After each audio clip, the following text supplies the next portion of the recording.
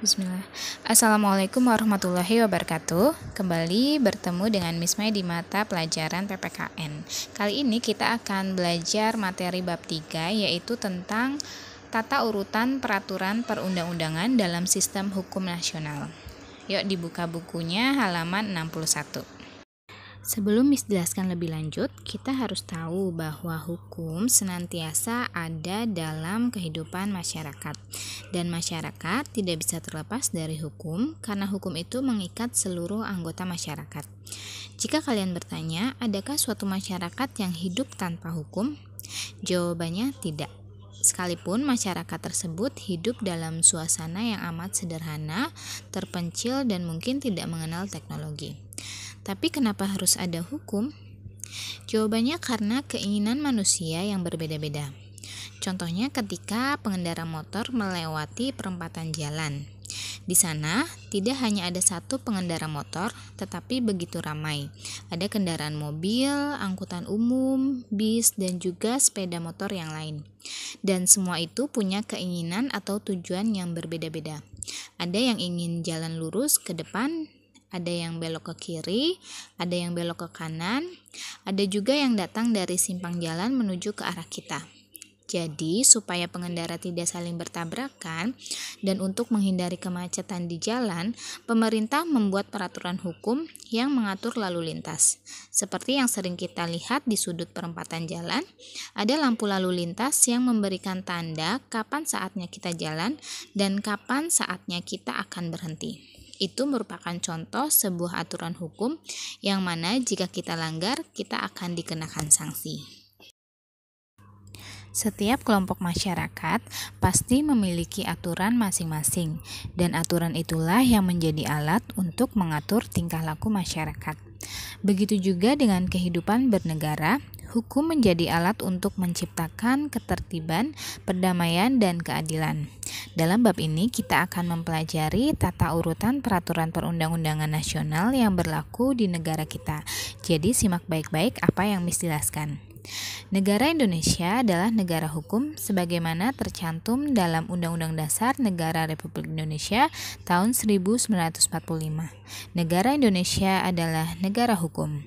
Ini artinya bahwa kehidupan bermasyarakat, berbangsa dan bernegara di Indonesia harus didasarkan pada hukum yang berlaku sesuai dengan sistem hukum nasional. Jadi anak-anak, di negara kita ini segala sesuatu harus berdasarkan hukum. Begitu juga dalam membuat peraturan di Indonesia, tidak bisa sembarangan membuat peraturan, harus sesuai dengan ketentuan yang berlaku.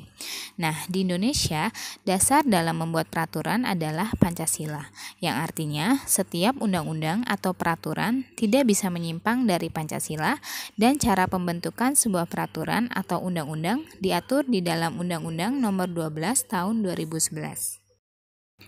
Jadi, menurut Undang-Undang Nomor 12 Tahun 2011, peraturan perundang-undangan adalah peraturan tertulis yang memuat norma hukum yang mengikat secara umum dan dibentuk atau ditetapkan oleh lembaga negara atau pejabat yang berwenang melalui prosedur yang ditetapkan dalam peraturan perundang-undangan. Lembaga atau pejabat yang berwenang contohnya seperti DPR, DPRD, Presiden, dan Gubernur. Adapun sifatnya yang mengikat, mengharuskan ditaati oleh semua warga negara. Sekarang mari kita lihat bagaimana makna peraturan perundang-undangan nasional sesuai dengan Undang-Undang Nomor 12 Tahun 2011. Peraturan perundang-undangan nasional memiliki hierarki atau tingkatan yang artinya tidak semua kedudukan peraturan itu sama. Undang-undang atau peraturan itu diurutkan mulai dari tingkat yang lebih tinggi sampai tingkat yang lebih rendah. Berikut ini adalah jenis dan hierarki peraturan perundang-undangan menurut Undang-Undang Nomor 12 Tahun 2011 dari tingkat yang paling tinggi sampai tingkat yang paling rendah. Di tingkat yang paling tinggi, yang pertama adalah Undang-Undang Dasar Negara Republik Indonesia tahun 1945, yang kedua adalah Ketetapan MPR, yang ketiga Undang-Undang atau Peraturan Pemerintah Pengganti Undang-Undang, yang keempat ada Peraturan Pemerintah, yang kelima Peraturan Presiden, yang keenam Peraturan Daerah tingkat provinsi, dan yang ketujuh adalah Peraturan Daerah di tingkat kabupaten atau kota. Undang-Undang Dasar Negara Republik Indonesia tahun 1945 menempati tingkat paling tinggi, artinya peraturan di bawahnya harus sesuai dengan Undang-Undang Dasar dan harus sesuai dengan pasal-pasal yang ada. Nah, itu tadi pembahasan materi kita kali ini tentang tata urutan peraturan perundang-undangan dalam sistem hukum nasional. Sekian, wassalamualaikum warahmatullahi wabarakatuh.